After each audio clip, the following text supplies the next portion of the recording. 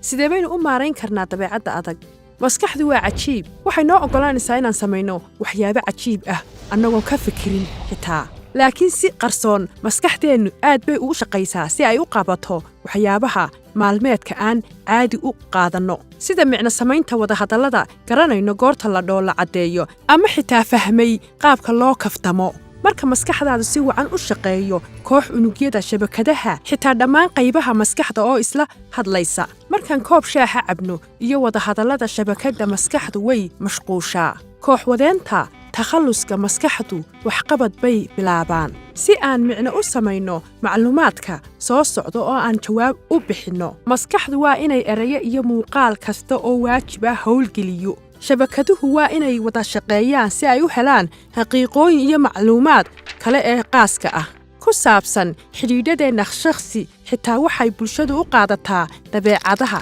saxda ah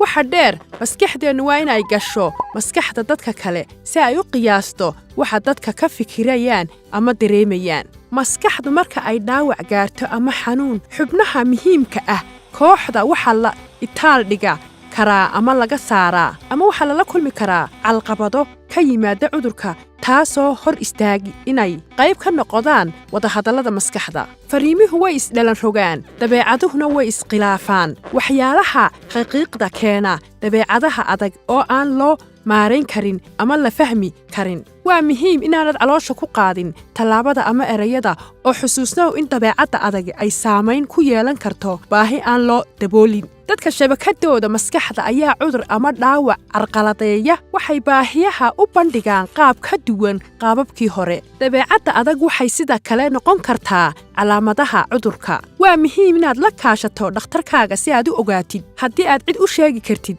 baahidaada wadahadallada waxayse xiriir iyo cadaadis u noqon kartaa qof walba waa sida laba qof oo laba af ku kala hadlaya oo doonaya inay wada hadlaan iyagoo oon haysan qaamuus ma sahlana nasiib wanaag waxaa jira waxyaabaha aan saamayn karin oo cadaadiska nolosha ka yarayn kara qof walba ugu horrayntii waa inaan noqonno barayaal si aan u ogaanno qaabka afka cusubi u shaqeeyo waa inaan ogaanno haddii dhacdooyinka ama jawi qaar ah sabab u ah dabeecadda gaarka ah xusuus qorka wax kaaga caawinaya inaad ogaatid qaabka si aan uga fogaanno waxyaabaha kicinaya dabeecadda adag ama beddelkeeda nacaawis inaan ogaanno waxyaabaha sababa kulamo xiise leh barashada luqad kasta oo cusubi wakhti bay qaadataa marka waa inaan isu naxariisanno iyo dadka aan jecelnahay ka fikir in aad samaysato kooxda saaxiibo qoyska iyo xifradda si aad u ogaatid wuxuu qofku u baahan yahay oo ogow dabeecadda adagi waxay sabab u ah xiriiridda shabakadda